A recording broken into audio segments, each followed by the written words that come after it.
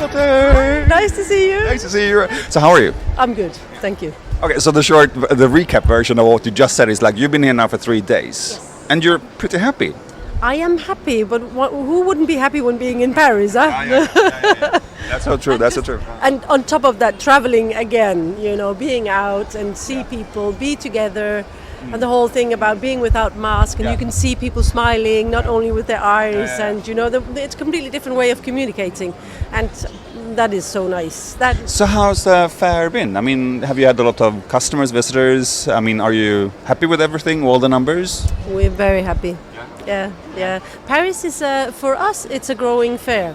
I think from a history point of view, being a German company, when we had a lot of stainless steel items before, that wasn't so appealing to the French market. But now with the change we've made, it really appeals, which we are of course happy about. We also feel that this time there's a lot of international customers, a lot of different nationalities here, not only French. That is what sometimes happens on some fairs, that it gets a bit local, but here you have a completely different buzz, I would say. Is everyone here? Because I mean, 2 years ago the Asians were missing, for instance, but are they back? No. No Asians, very few Americans as well.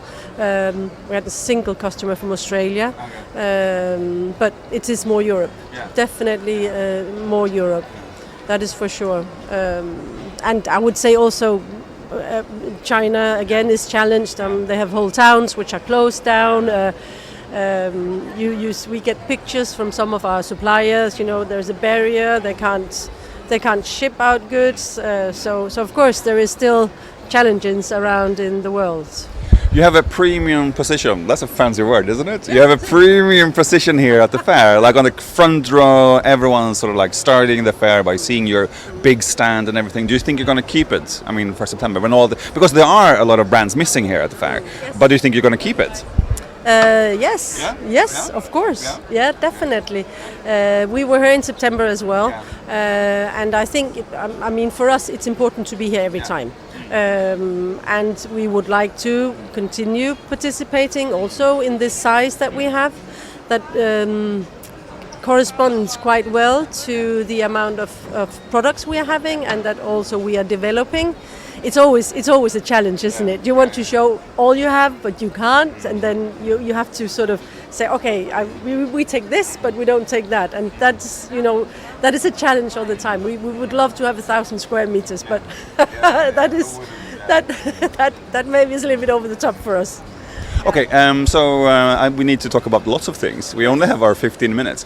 One way of getting to know people, because every interview is like, oh, where's your inspiration from, blah, blah, blah, blah, and I think that's like so done. So we don't do that. So we're going to talk about desserts. Oh, right, yes. Yeah, this is something I picked up at your stand now here. What is it, Charlotte? That is the worst question you can ask me, actually, because this is a cake which is apparently quite German. Yes, it's a But you're a German brand, so I mean. Yeah. Yes, I know. That is a lack in my education here. Okay. I think it's sort of with almond, and it's quite known in Germany to make these almond cakes. Florentine Dreams. Yes, exactly. It's some kind of a dream, right? It is. Yes, it is a dream. How is your German? Fair. Ja. Guten Tag. Guten Tag, ja. Also ich hatte Deutsch in Schule. Me too. I had it in school, and luckily there is quite an amount of Danish words which is similar to the German words. My challenge is a little bit that there's so... Ola. I'm out of the picture. What happened? This is not okay. I'm too vain for this. Okay. So there, You're back in. Yeah, I'm back in picture. Sorry. Ding. Yeah, too many people in the stand here. But it's also a good time to point that out, that you're Danish in a German brand. Yes. And how does that feel? I love it. It was a little bit, I had another job as a creative director in another company, in a Danish company, and then I was approached by Blomus, and in the beginning I was sort of like, no, I don't think I'm going to work in Germany, because I have my family and everything in Denmark, and I really couldn't see that happening. But Then Vilo, who is the owner of the company, was really flexible and and very enthusiastic about the journey that we were going on. And then I thought, okay, this is going to be interesting. There is a lot of potential here. From that perspective, I just thought I have to try this out. Yeah. Of course, I mean, in the beginning, we were like two planets, well, male, female, first of all, then German, Danish, and had to get to understand each other, which was not easy at all the time. But I would say we had some huge discussions on, and it's so difficult to align on a taste, isn't it? And something that you have in the Scandinavian way of thinking and genes and within interior, and completely different looked upon from a German perspective. But it took time, and also definitely having respect for the Blomus brand for what it was at that time, the whole knowledge that there was and is in the company among people and the sales staff and purchase and of course also Vilo, who is really interested in the products, which makes a huge difference. It's not just an owner who thinks, okay, we make this and this turnover and this profit. He's really interested in the development and the products and have the soul in it. So that means a lot. Working in Germany, I really like it. Where is it based? Outside Düsseldorf. Yeah. So it takes for me from Copenhagen 1 hour and 15 minutes to fly. During Corona, I was driving down there. That was a little bit longer. And when there is Stau, then it was 9 hours in a queue, and that was a tough one. That was a tough one. But and I think you listen to a lot of podcasts, I can imagine. Yes, yeah, love it, But at a certain time, 5 hours, that is, I would say, maximum. Then it gets heavy. But I would also say it has been very learning. And at a certain time, we have to develop all the time ourselves, also in our lives. And for me, it has been a really good sort of learning process as well to work in a company. I mean, I've been working with different nationalities all my life, but to simply work in a company where there is, of course, a different mentality and the way we act. And sometimes I'm like an elephant in a glass door, because we can be very direct. I think that is very significant for the Scandinavians. We're quite direct in our business language as well, whereas I would say the Germans are a bit more polite, maybe. And sometimes I would say things like, and I could think, okay, an angel passed the room here. Everyone gets silent, going like, and she said what? Yes. What did I say now? And I wouldn't know that I said something, but they have been very understanding with me, to be honest. I'm taking back the mic now. Is it okay? Yeah. I'm taking back the mic. Because I talk too much. Yeah, I have the power here. You can try, and I'm going like, I'll sneak off the microphone going like, no. Take some water. You should try the cake as well. It's part of the story now. I will try the. I will definitely. The famous German Florentine Dream. Yeah, Florentine Dream. Yep. So this show we talk about desserts as well. Yes. While you open it, what's your favorite dessert? Cheese. That's the first one I've heard so far. I'm actually not a cake person. No, Yeah. I'm not so much into sweets. So I'm actually more into cheese. And being in France, that is fantastic. Sure. That's okay. You can love cheese if you want to. Now you need to try the Florentine Dream. And while Charlotte is trying that, I can tell you that, there's tons of people passing by. It's super busy here. And now, how was the Florentine Dream? Was it a dream? Lovely. Yeah? Mm-hmm. It was like not too sweet, was it? No, it's actually okay.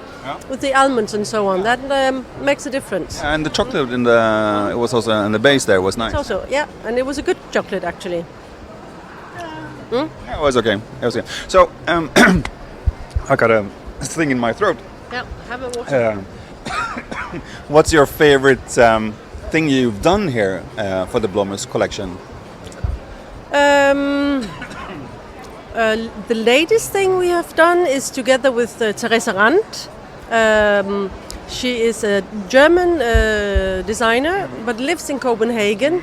And the very first time I met her, she was actually doing a tableware range for us, and she'd done some. I'd sort of seen her on the design scene, and as she was called Therese Rand, I didn't know her nationality, so I actually thought she was Danish. So I called her up, and I could hear she was speaking with a little broken accent.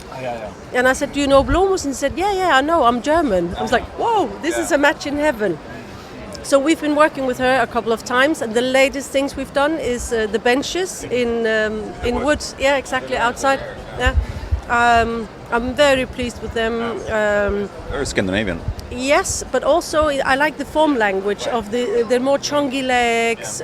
So it has also a little newness to it, because I mean we are always very minimalistic in Scandinavia. So I think it has a little bit more curve, which makes this quite interesting. And I love that, you know, working in sustainable wood and this whole journey that we are on with sustainability.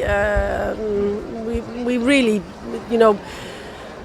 There's a lot of new doors that need to be opened there. How far have you come? I'm not going to ask any tricky question, but how you brought it up yourself. How far have you come? We are. I would say we're still in the beginning. But when you look upon what is possible, you know, looking into textiles that is made out of plastic bottles, all these things that we are looking into, and we are working a lot of on our packaging. And for packaging, for me, it's so tricky, isn't it? Because you have customers who would want to have a really nice looking box. I fall for a nice looking box myself as well, but what do I do with it? I throw it out afterwards. So it's a little bit contradictory, can you say that? You know, we want the nice boxes, but we also want sustainability. So we've actually taken a decision. We're working now on a new box design, which is completely more recycled, downcycled. We try to get rid of as much packaging as possible, and I think that is also something which will come even more from the customer side. For all of us, we want it. Then we work on our textiles with GOT certification that we have done for a long time. Our wood is FSC certified. So it's a super tricky question. So I mean, no, but it's fine. It's interesting to hear how far you've come and where you're heading. So I need to put the microphone towards me now. Can you see how much of the collection is Charlotte? Because you're the design manager. You're the boss of everything, or what it looks like. So how much is it, like percentage? Is it 50%? 80? Yeah, 80. Yeah, I would say 80 by now. We still have, of course, some of the what we call 1.0 Blomus items from the heritage of Blomus. Water carafe, some stainless steel products. Outdoor things in stainless steel as well, right? Yeah. That's also a thing for Blomus. Yes, it is. Blomus used to do their own production in steel. So they have a huge heritage within it, in the whole metal part, and nowadays that is not possible to do it in our own region any longer. That is how it is. What do you want to do then? What's the other 20%? But the other 20% is the existing ones. Okay. I get it. Yeah. But okay, last question, because the time is running up. I'm telling him. Yeah. This is going to be the last question. So I mean, you really changed the brand from going from a grey stainless steel to more natural materials. Then you have textiles and softer pastels. So it's a much warmer brand than it used to be. What do you look forward to do, like in 2 years, 3 years? I mean, not like in forever time, but like in a fairly short term span. Privately or work-wise? No, here for Blomus, not privately. We're doing a Blomus interview, so that's why. Yeah. Okay, good. Me. No, I would say one thing firstly is that, of course, this change that we've made within the last 4 or 5 years, of course, that is not done alone. That is done with a lot of nice people who's also been working into that direction. And that is the lovely part of it, because people are really dedicated and wanting to have this change as well, because else you can't do it. I mean, that is for sure. Right now, we are moving into more heavy furniture. We have some designs on the way. We have some new design collaborations with a Japanese designer, which I look very much forward to the outcome of. This combination, again, fits really into our world.